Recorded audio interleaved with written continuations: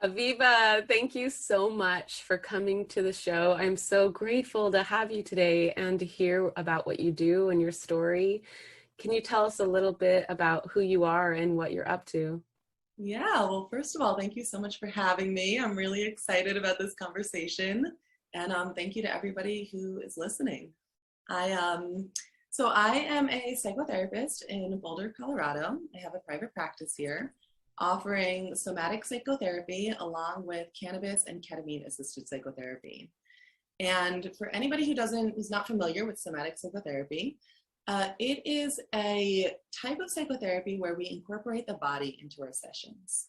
And it can look a lot of different ways, but the way that it looks for me is that people come in and they talk all about their problems and what's going on, but I will slow them down and say, okay, just kind of slow down and tune into body for a minute. See how you're feeling, because your body holds your feelings. Right? If you're sad, you cry. If you're anxious, you get butterflies in your stomach. And kind of out there, right, outside of session, we spend so much time pushing away our feelings, pushing away our sensations and our experience, that in therapy, I really like to help people reclaim those parts and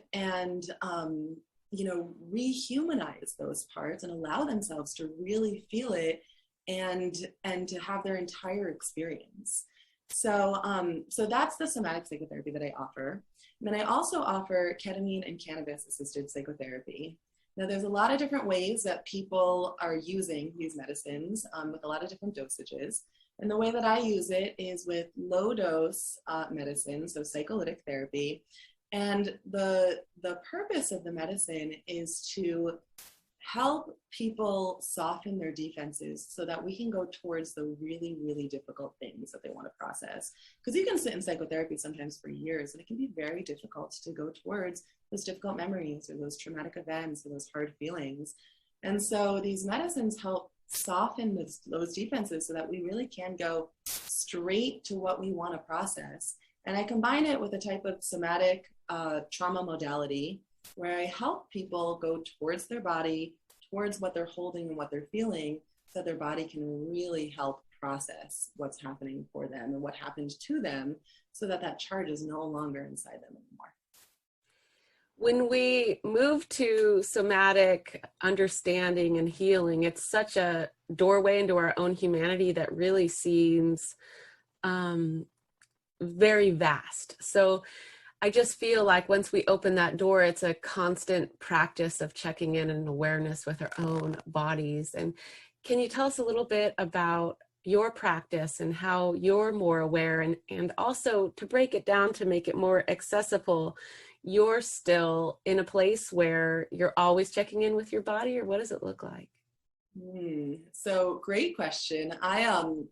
I come from the East Coast, from a very Jewish background, and Jews tend to intellectualize things, right? I could have lots of intellectual conversations and could debate anything, but I really was not so connected to my body. And so when I started to discover this whole world of the body, I started to develop some practices that, sometimes I check in with more than others. Sometimes I'm very diligent about it, sometimes less so. But like meditation, where you're really feeling what's happening for you at a sensation level. A lot of times I'll notice that I have an emotion coming up, particularly like in a therapy session. If one of my clients says something that triggers an emotion in me, I might notice it and say to myself, all right, I'm going to put this aside for now and maybe take it to my own therapy session and explore it there, because I want to be here for the person right now. But if I weren't even aware that that was showing up in my body, then I would probably be unconsciously acting from it. And I'm sure I do, because everybody does. But when you really cultivate this type of practice, you start to become a lot more aware of what's happening inside of you, so that you can actually act, like instead of react to it, you can make choice and act from it or process it or whatnot. But it really slows down reaction time, because oftentimes the reaction is, well, I'm not exactly sure what I'm feeling, but it's going to sort of come out. Whereas if you actually slow it down and spend some time with what you're feeling, you're probably going to choose to act a very different way. So it is something that I try to cultivate in my daily life. So I'm just curious. I hope you don't mind me going down this road. So when you're sitting in a session with a client, for example, like you gave us that example that it stirs something up and you have this response emotion, do you feel like you just say, okay, I see you, and then I'll take care of you later? Is it just a matter of, saying, I see you, and, loving yourself enough? Is there like this process of seeing yourself with a tremendous amount of self-love and also seeing it for what it is? Yeah, and your question actually brings up, it could be a few different things. One thing is it could be something that I know that is mine, right? Oh, this just triggered something. I know where it's from. It's familiar. And then it is a practice of self-love of like, okay, I know that this is here. I'm going to tend to it in a little bit. I'm going to be compassionate towards it, and then turning back to my client. Now, another thing it could potentially be, sometimes it doesn't feel familiar to me and it doesn't really feel like my stuff. And I realize, oh, like this is getting triggered because it's a reaction to this client. And I imagine other people probably have this reaction to this client too. And how can I use it therapeutically to really bring it in, to make the client more aware of what they're doing, they're saying, their patterns that could create a type of reaction like that in another person.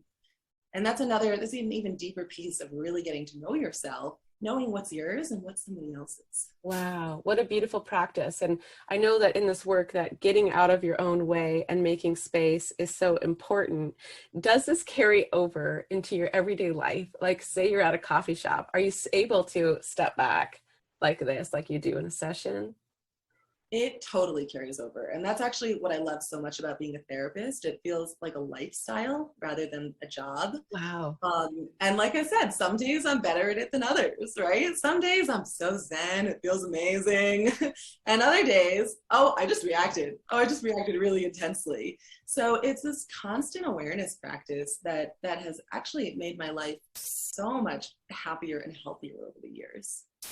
That's so beautiful. So when you started on this path and you were not in touch with your body, what kind of led you to slow down, stop, and start to check in and to find that world of humanity and vulnerability of healing? Yeah, well, I've always been interested in psychology, psychotherapy, in understanding why I feel the way I do, what motivates me, when I feel connected and when I feel disconnected. And so I did my undergrad degree at Middlebury College in psychology, and I got an amazing education that was a little bit more research-based. And after college, I ended up traveling for a few years, some solo, some with other people. And I had no idea what I was doing. But in retrospect, I was actually getting the other piece of the education that I needed to be doing what I'm doing today. I was exposed for the first time to people who were so different from me, to people who meditated, people who, spoke to angels, people who were body workers, people who used psychedelics. And so I had a few very powerful bodywork experiences where, there was one where the practitioner was working on me and I broke out into fever on the table. Wow. And ended up going into like an intense purge later that night, like one of the ones where you're just like crying on the bathroom floor. And at the end of it, I remember sitting up and my friend discovered me and he goes, Aviva, you are glowing. And I was glowing. And I realized I just let something really intense go. And so just from those experiences, it was like, when it was time for me to really deepen into my life's work, I knew it was going to be in psychology. I knew it was going to be in therapy. And now I knew that it needed to incorporate the body because it was such an important piece. But, brain, body, like it's all totally connected. And that's when I decided to research body psychotherapy programs. I found Naropa University, which is a university here in Boulder, and it offers a somatic psychotherapy program. And that's how I ended up going into it and really rounding out my education. Oh, that's so beautiful. First, where was this experience at? You said you were traveling. Was it abroad? This experience This experience was on Lake Atitlan in Guatemala, but it was with an American practitioner. Wow, amazing. Okay, I have to stop and talk about beauty for a second, because you said that you went through this fever, you went through this purge, your friend discovered you, and you were absolutely glowing. I haven't really touched on this in the podcast before. And I think we're alive. We're like, the plants and animals. And when we're healed, when we're healing, we do glow and look exceptionally beautiful. I can hear in your story that you've recognized this in yourself. Can you see this in your practice as well? Yes, absolutely. It is. I'm so glad you're asking that. It is so incredibly beautiful to watch the transformations that people make, both with medicine work and without medicine work. To see people hold themselves differently. Their voices get louder and more confident. And it's kind of like a parallel process. Like I see my clients go through that. They also see me go through that too as I continue my own work. I see my friends go through that because most of my friends are therapists. And it is amazing to watch the transformation of like really trusting yourself and like owning your experience and actually being in your full embodied experience. That is so beautiful. So, so you do low dose with the ketamine. So is that sublingual? It is sublingual, yep. So it's troches, and you put them underneath your tongue, and they dissolve within about 10 minutes. Have you worked at all with larger doses and then just decided to stick with the lower dose? No, this type of modality that I use kind of found me. It Wow. found me right after grad school. My friend sent an email that was from his old teacher who had been working with him at Naropa. And she said that she was opening a ketamine and cannabis assisted psychotherapy clinic. And I just got so incredibly excited. It ended up being called Innate Path, and the clinical director was Jen Pfizer, and they were a full clinic with practitioners seeing clients for 3 years. And now they've moved to a different model where they actually offer trainings that I help with. It's Jen Pfizer and Andres Zambrano both created this training using the model that I'm trained in, and now offer it to new therapists. And so this model found me. That's what Jen used. She used low dose with the purpose of helping people go towards their bodies and then pairing it with this body-based trauma modality. And it just feels really good. And so I've kept using it, and I see that it works. It's such an interesting modality to combine the cannabis aspect. Can we talk a little bit about that? Sure. So yeah, both ketamine and cannabis are legal here in Colorado, ketamine with a prescription. And I would say we use them in a very similar way because we use the same model with both of them, but they work differently. It's like ketamine is a dissociative, so it helps people have like a little bit of a buffer zone between them and the really difficult experience that's coming up, which makes it a lot easier to have that experience. Whereas cannabis, I see that as kind of lifting the veil off of the stuff that's underneath it, right? So a lot of people say, well, I smoke weed and then I get really anxious and paranoid. Well, I think that there's just a lot of anxiety and paranoia in our society. Wow, that is so interesting. So you're saying in a way, it's almost acting as if it is a psychedelic to where we need to slow down. Like say we're talking about psilocybin and people have anxiety. What you say is, okay, slow down, ask yourself what you need. What you're saying is the same with cannabis, that it is also showing us something to slow down, pay attention to. Yeah, like you don't need to get away from this anxiety. Let's actually go into this anxiety because this is exactly what you need to be feeling right now. And as you process it, it's going to lessen in your system. So you're talking about integration with cannabis. It's essentially integrating all parts of you. Yeah. Wow. Yeah. That's mind blowing. I have had an experience with, microdosing psilocybin and then having a large dose of ketamine while I was doing a didactic with a physician. and the combination was incredible. And I'm curious if it's the same. What I had was just the large ketamine experience made me feel incredibly grounded for, about 2 weeks afterwards. And it was really nice to integrate them both. Are you feeling a nice combination with both the cannabis and the ketamine? Similar to that, to where they kind of will play and help each other? Well, we don't use them together, so it's separate. And a lot of my clients really choose one and they want to stay with it. But also there are a number of clients who initially choose cannabis and then go for ketamine and then go back to cannabis. And they sort of see, oh, this might be better here, that might be better there. And so I do think that kind of paired together, but like I said, at different times. So it's a little bit different than your experience, and there's also lower dose.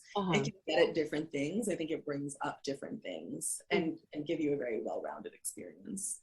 And are some of your clients completely naive to both the ketamine experience and the cannabis sometimes? Oh, yeah. I get people who've never done any drugs.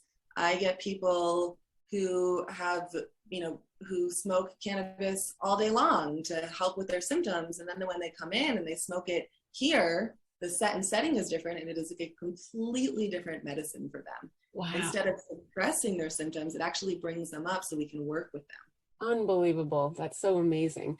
And would you mind sharing a little bit about the fear factor? Because even the low dose of the sublingual ketamine can be terrifying to some people. It certainly can be. It's true. So the great thing is that when I have clients who are really terrified, it's like, okay, we'll start at half a dose, right? Maybe instead of 100 milligrams, start at 50. And so and 50 is a pretty small dose, especially because it actually, you don't, you don't get all 50 milligrams into your body. It's actually a lot less. So you can sort of ease them in, and that helps with the fear. But then another way to view it is, okay, you have a lot of fear in your system. Let's help you feel that fear. Let's not push it away and actually bring it in. And like you said, kind of integrate it and help it process through you so it's not controlling you anymore. That's amazing. So for a lot of, I'm in California and marijuana is legal here. For people who are smoking every day, do you have some advice as to how they can use it in a little bit more of a mindful way? You spoke of set and setting, but it's completely transformative when you bring people in with you and do their work. Is there a way that they can bring more mindful healing to it? Mm-hmm. So it's a good question, because in some respects, there's a piece of me that feels a little bit hesitant to say anything, because sometimes when people really use it in a very mindful way, they go into very terrifying places. And when you don't have a therapist with you to hold you in that, it could be traumatic. So I would really warn people about that, and very much encourage people to find somebody who knows how to hold that type of session, like a therapist. But in terms of really being mindful, I think a lot of times people use cannabis to get away from their experience. And this is like using cannabis to turn towards it. So like, okay, I smoked. What's happening? Do I feel really anxious right now? Where is that anxiety in my body? Can I feel it more? And like I said, it could sort of spin you down a road you don't want to go down when you're alone. But that would be the orientation, turning towards their experience. And the experience with cannabis, how long does it last? Like 8 hours compared to ketamine, which is a super, 2-hour experience? I'm not sure the IM versus the sublingual. Yeah, well, it depends on everybody's system. The sublingual ketamine takes about 5 hours to completely get out of my system. But I do have clients who are like an hour and a half. They're like, all right, I'm good, I'm done. Generally, I recommend clients to do a 2-hour session for both. And usually it's still in their system when they leave. So we make sure that they have a friend or family member pick them up. And yeah, it's the same with cannabis, where you'll probably smoke and still feel high at the end of your session, but you'll be over the peak and already be coming down by then. That's so interesting. Okay, so when we're working with the body and healing, the natural healing that's in our human bodies and our tissues, how is it that you know, we all see this a little bit differently, all practitioners, and it's just so beautiful to get to be on this path, the path that you're working on of healing, and to see your own way of understanding it unfold in yourself and in others. Can you explain to us how you see this healing process? Break it down. Yeah, I love that question. Thank you. So, you know, when I think about the body, I think about how it knows how to do things. Like if you get a cut on your finger, you're not the person who is doing something to heal it. Your body has that natural innate healing mechanism that's going to heal that cut. If you are giving birth, you know, we kind of know what to do when we're giving birth, but it's like our body starts contracting. It knows when it's ready. It goes through a huge process to get that baby out. And the way I think about this work is like I'm like a midwife, where the midwife just creates the setting that is the most conducive to a woman's body opening, to her kind of getting out of her own way, out of her head, and really allowing that baby to come out of her, and allowing the body to do what it knows to do. So in the same way that the body knows these things, it also knows how to heal ourselves emotionally. And we don't realize that. Like that feels like it's kind of like a secret in the society. I think it's coming out more and more with psychedelic therapy, but it was certainly new to me. And in my training, we talked a lot about how wild animals, when they're stalked by a predator and caught, and then somehow they're able to get out, the first thing they do, Peter Levine talks about this in Somatic Experiencing, the first thing they do is they shake uncontrollably. And that is all of that energy from the event getting out of their systems. And they're not thinking, okay, I need to shake now. Their body just does it. And wild animals don't get PTSD. They don't get traumatized. And so they're able to really connect with that natural healing mechanism, all the fight or flight energy that was inside them when that predator got them. And so with us, with humans, we've been socialized. It's weird if we allowed ourselves to shake or to like really give into some natural body processes. And so we don't even realize that we have them. So the way I see this work is that I help clients realize that actually they are the ones who are the masters of their own healing, and that their nervous system really knows what to do.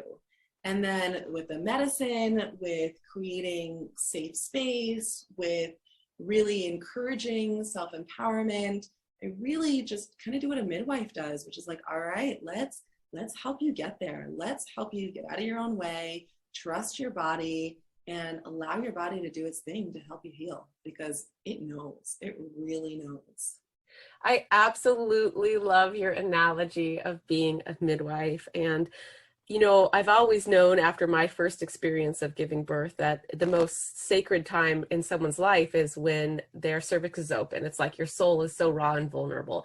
When you're giving birth and when you're dying, we're just completely open, but you're taking it to a next level and creating such sacred space for a deeper somatic spiritual healing and calling it the same. And I just think you up-leveled the work. So I was so happy to hear that.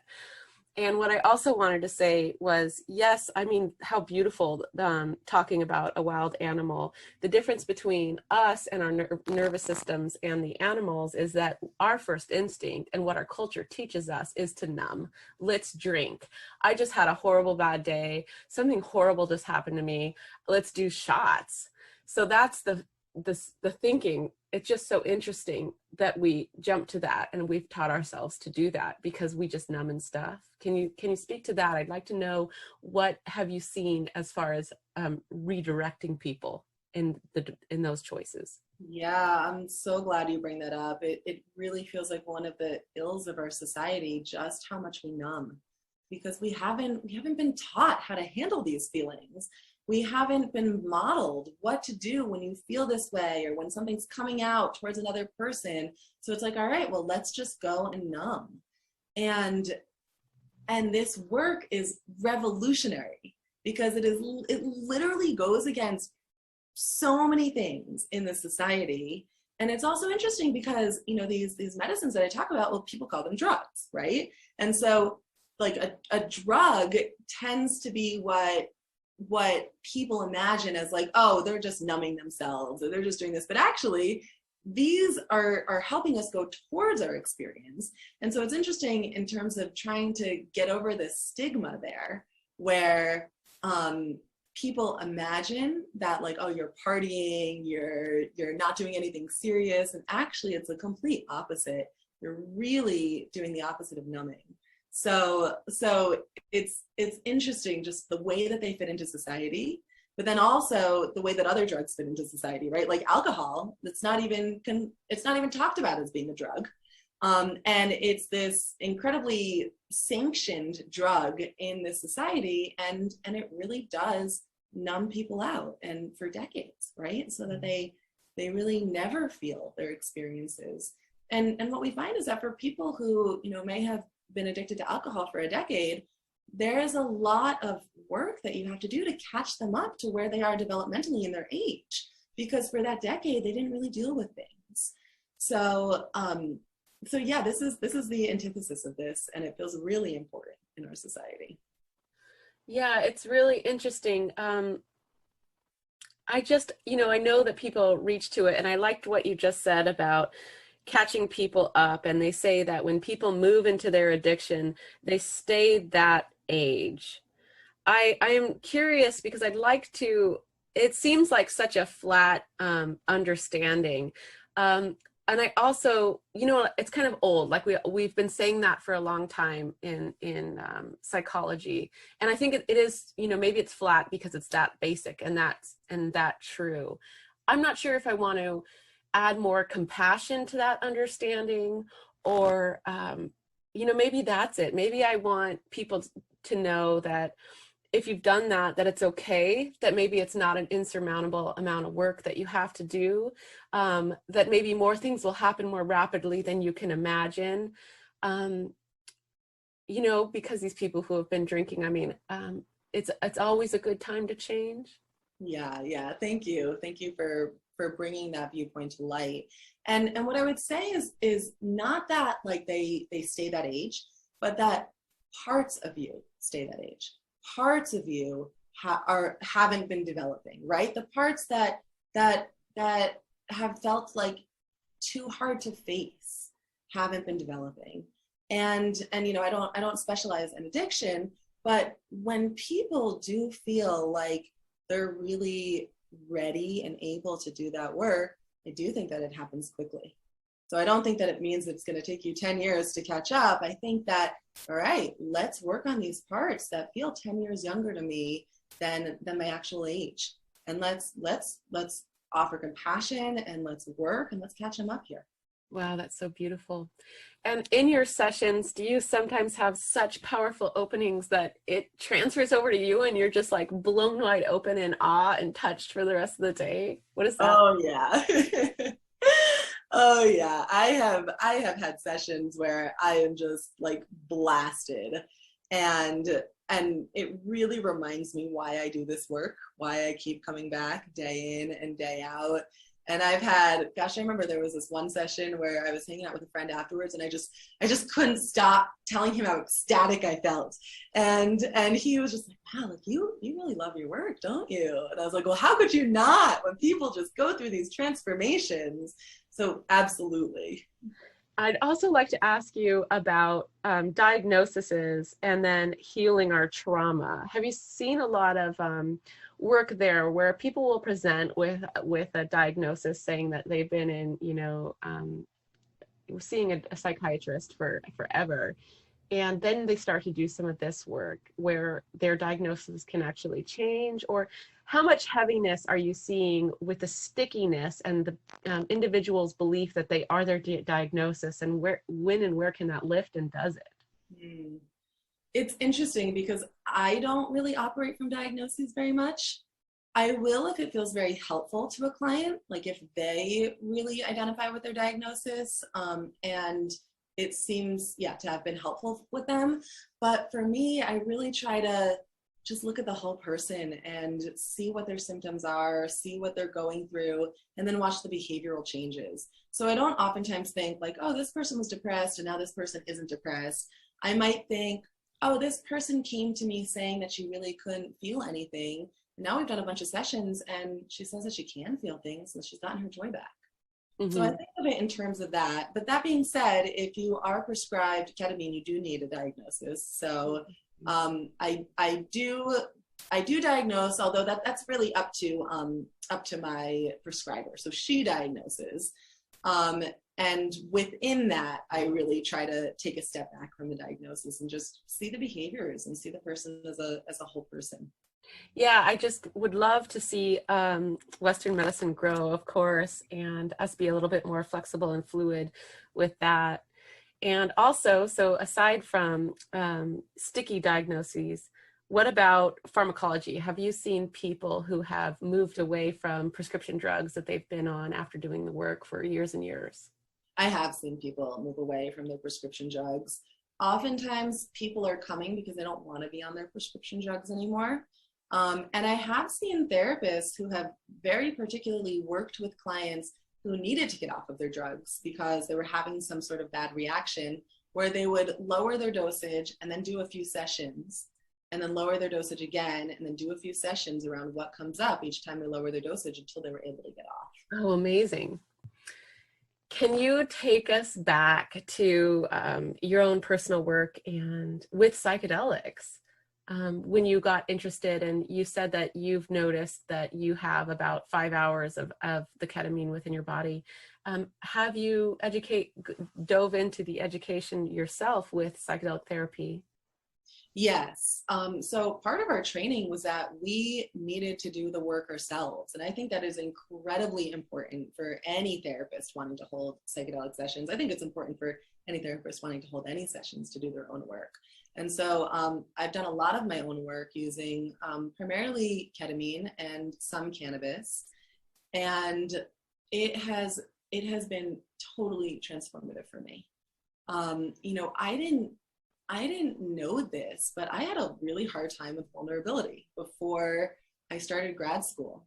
And again, that was me coming from a more intellectual background and not really understanding about like how to really embody myself and show people my emotions. I would kind of hide them.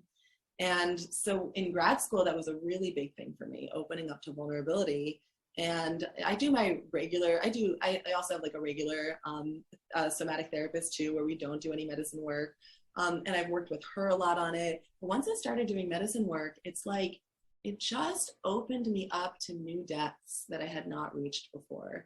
And because all of my colleagues were doing medicine work too at Innate Path, and because Jen Pfizer has this amazing ability of really creating a safe and like family atmosphere, even in your workspace. So we would check in about our work all the time, and we would get really vulnerable about what we're working on. These are some like the deepest, darkest secrets of the past. And I noticed all of a sudden I was opening up to sharing them because everybody else was.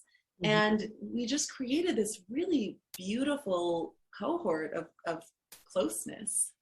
And it took my work around being vulnerable to the next level, which has been incredibly important for me as a therapist too, because if I'm uncomfortable with vulnerability, then I am somehow showing my clients that it is not okay to be vulnerable in here. Mm-hmm. So the more comfortable I get with vulnerability, the more I can hold their vulnerability and the deeper they can go. And that's also part of the reason it is so important to do our own work. I'm curious about grace and confidence in this field, and doing your own work. You've worked on lifting your own default mode network. Can you get vulnerable now and tell us a little bit about maybe some thoughts or some things that limiting beliefs that really held you back, that you've really loved yourself enough to lift away?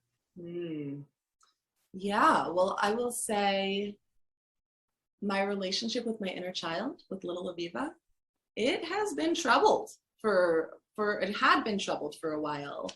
And I have been working a lot on bringing her in, on loving her, on mothering her, on letting her be part of me.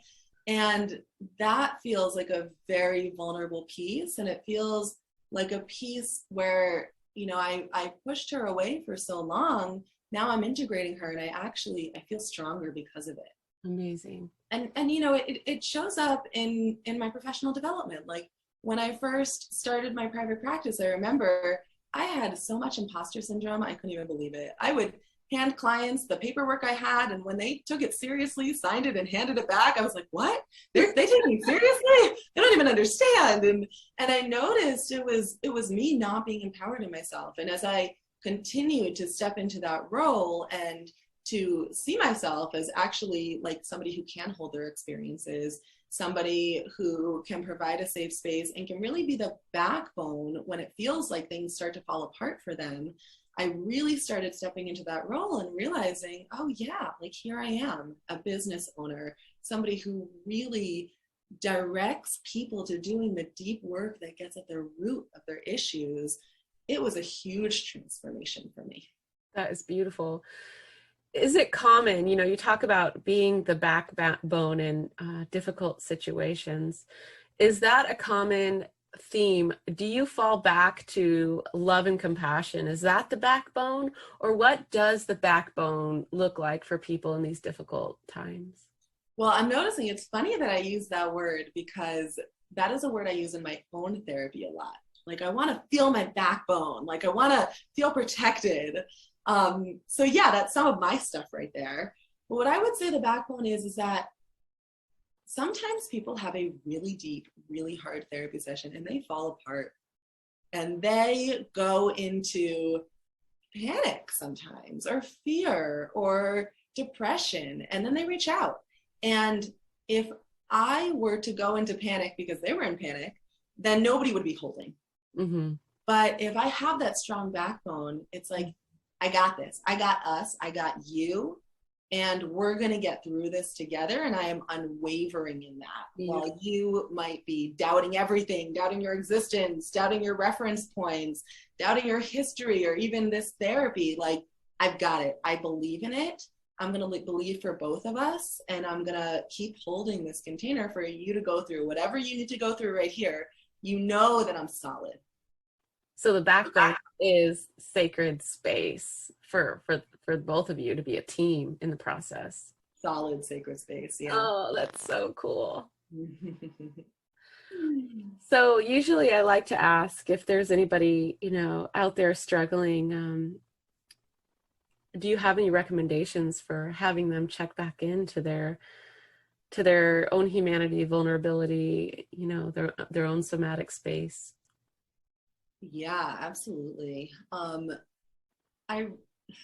Compassion is the first word that comes to mind. Like, once I realized, you know, these are the things I'm working with, and those are the things he's working with, and those are the things she's working with. Whatever's happening for you, they're just the things that you're working with. And you can like keep on doing your work. And we all are, right? Like I'm a psychotherapist, and so it was a funny moment when I realized that my clients look to me the way I look to my therapist, which is like, you got it all figured out. And I'm like, no, I don't have it all figured out.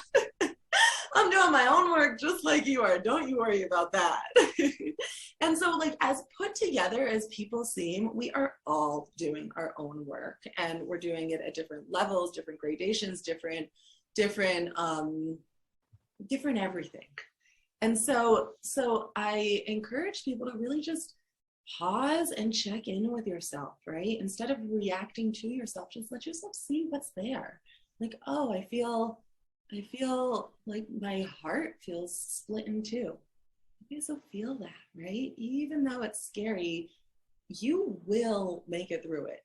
And just let yourself feel it instead of push it away and numb it like we talked about earlier. So I really recommend building relationship with yourself. It's something I'm continuing to do, building relationship with myself on many different levels, including what I shared about little Aviva. And then for people who like want to learn more about the work, there are a few books I would recommend. When the Body Says No by Gabor Mate. And I'm blanking on this one. It's by Bessel van der Kolk. The Body Keeps the Score. Yeah. Bessel van der Kolk. Yeah. Those are really great ways to start to learn and understand this work too. I have to share, I was so inspired recently going back to compassion. I rewatched The Lord of the Rings. I don't know if you've ever seen it, right? Okay. I actually haven't. Oh my gosh. So if you ever have a chance, do it. Okay. So the whole dynamics is that there's Sam, who's Frodo. Frodo is the one who has to go do all this hard, horrible work. It's terrible. He has so much weight on him. Frodo becomes his best friend. And he's not recognized as the hero in the story, but the entire time they're on this adventure, he loves him so deeply, so severely. He gives him his last drink of water, his last bite of food, believes in him into the end. And I was like, oh my God, that's how we have to be to ourselves. We have to find that inner Sam that loves us through all the ugly work, because Frodo gets really twisted around in his head because it's so hard to carry the ring. It was just such a beautiful analogy. And I know we all have different landscapes of like, okay, who is this compassionate self? Who is the one who can really say, oh my God, I know you think that's ugly. I know you're judging yourself so hard, but I believe in you and I love you no matter what, you know? I love the way you talk about that too. It's like that this beautiful energy comes through. And it's like, yeah, finding it for yourself and also like finding it for each other, right? Part of the ways that I've learned to love myself are through partners who have loved me so much, or friends who have loved me so much, and who have loved like the little me so much, and therapists who have loved me so much. And it's like this you're constantly getting like bombarded by that, and then it helps model it. It helps you realize, oh, like maybe I can have some of that love for myself too. Maybe I am pretty cool. So it can change things based on who you surround yourself with. So it'll be another thing. Surround yourself with good people, like really good, solid people. It makes such a big difference. That is so beautiful. I love that you said that we can grow and learn from other people's love, and then you develop that within yourself, and then it carries over into the people that you hold space for. That's gorgeous. I'm so grateful for this conversation and like all the people that have loved you and all the people that you continue to love in this work. Where do you see your practice going? And I know you've done some work with MAPS. Do you feel that in this landscape that we are going to begin to unfold in the next couple of years, or are we in just an illusion that we believe that's going to happen with more psychedelics being available? I fully believe that MDMA will become legalized. I just don't know when. We're hoping soon. I've done half the MAPS training to be able to facilitate MDMA-assisted psychotherapy once it becomes legal. And I am so excited about that work because I think MDMA is an absolutely amazing medicine to use for this type of work. It really facilitates the safety that's needed for people to go to those really hard places. So once it becomes legal, I am all in terms of wanting to add that to my practice. So MDMA, I know that everybody drops into their heart. Like it's just totally drop into your heart. Whereas I know that the studying that we're doing with other psychedelic therapy is that we're talking in the realm of lifting the default mode network. Johns Hopkins wants us to talk about the healing that happens there with the default mode network. Is it the same with MDMA, the default mode network? Because it just feels so like it's a heart-centered medicine. It kind of seems different to me, you know? I don't know if that's... Yeah, I don't know if I can speak fully on that, but I'm in the camp with you in terms of when I think about MDMA, I think about the amazing safety that it creates and the way that it allows you to connect with yourself and with others more, and just creating, like you said, that sacred space to actually really go towards the peace that you need to go towards in process. I love that idea that we're in the same camp together. And I want to say that we're in the same camp together with the importance of sacred space. And just one more personal question. As you developed and cultivated your ability to hold such an incredible sacred space, sacred to the point to where it feels like you're a midwife, have you also been called personally in your own life to step up into a higher quality of the sacred space that you hold for your life, the people in your life, and the world? Yes, yes, absolutely. I mean, even just in thinking about the people I've chosen to date, like it's just I need somebody who loves me, and you know, this word is probably controversial, but like worships me. And I don't mean that in the sense of like, you know, I have power over somebody, but that we worship each other. You know, it's not the same as like 20-year-old Aviva where people aren't open with each other and really great at communicating and really respectful. It's like, no, like now the relationships I hold, we respect each other so much, and not just in dating relationships and friendships too. It's like I want to be friends with people who are interested in developing themselves and learning and getting feedback and offering feedback to me in a very kind and compassionate way, and who want to be in this path together.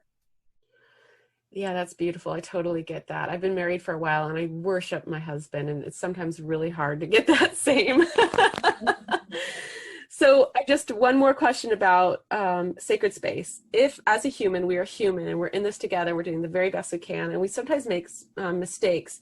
I'm sure you've come across maybe in your personal life and your work, or a way that you felt like you didn't hold space good enough. Were you super hard on yourself? Are you able to forgive yourself when you feel like you're not perfect in holding this super sacred container? Because I feel like sometimes with me personally, I'll move with my emotions, and it's like this incredible dance that you need to have with your intellect and your emotions. And if you get too moved from your emotions, sometimes it can step outside of the boundary of sacred space. Does that make sense? Yeah, and I have definitely messed up, definitely. And it's hard. It's really hard because as a therapist, I have power and people are trusting me with their experience. They're going to really deep places.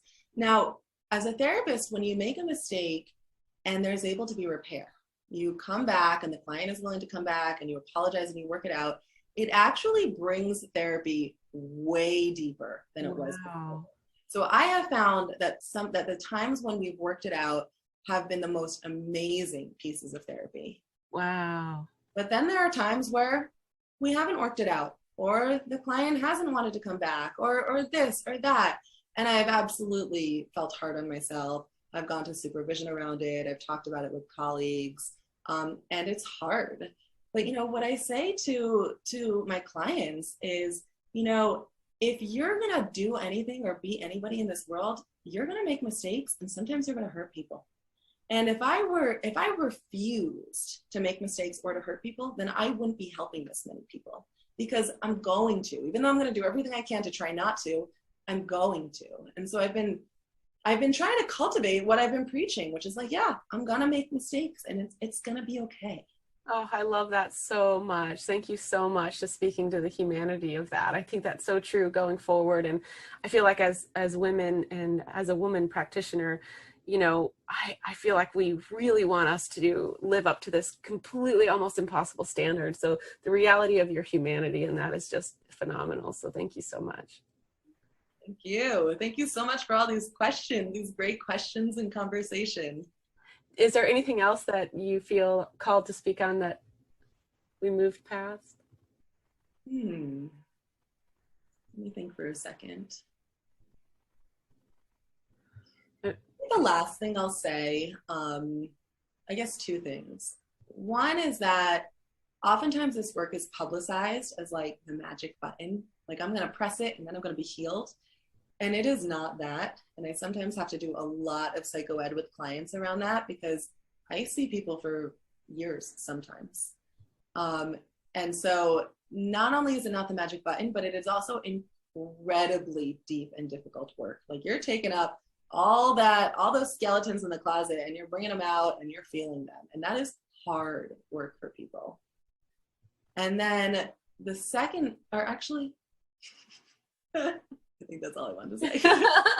No, I really appreciate you speaking to that. I think it needs to be said again and again. And then I just want to encourage anybody who, sometimes if you're working with someone for years or you're healing is still possible. If it is taking forever, it's still possible. We don't have to judge ourselves as broken or stuck with a diagnosis. I think that's kind of why I went in that direction, because we'll, have these diagnoses that feel sticky like depression and anxiety, and then we can get to do some work and move out of it. I just want everybody who's listening to give themselves permission to, recreate their identity, to allow themselves to heal, no matter how long it takes, no matter what they've been doing as far as addictions, habits, lifestyles. There is a whole possibility of natural healing that's available. Agreed. And the other thing I would like to say is that this healing takes a really amazing amount of courage. And I offer so much respect to people who are willing to engage in it. Just engaging in it myself, it shows me how much courage my clients have to actually come back week after week after week. They're like my heroes. They are so inspiring. And whenever I say, I don't want to do my work anymore, I think about this client or that client or what this client just went through. And it's like, you know what? They're doing their work and they're so inspiring to me. I'm going to keep doing my work. Wow. And when you step into the room, do you feel like you put this hat on where you're like, you land even more naturally now that you've been doing it for so long to just like become the steward of the sacred space, and it's just like hat on and go? I definitely feel more comfortable, than I did when I first started. It feels more in my body. I mentioned that I help out with some of the innate path trainings, and just watching the way that I've stepped into that and really training therapists and doing this work has helped me realize that how much I've grown in this work and actually how confident I am in this work. It is so beautiful. Thank you so much for coming to the show and sharing all about who you are in the work and how you feel so passionate and heart-centered about the sacred space and all your analogies. And I hope to keep in touch with you to see what continues to happen in your field and with your business. I would love that. Thank you so much for having me and for getting this message out there.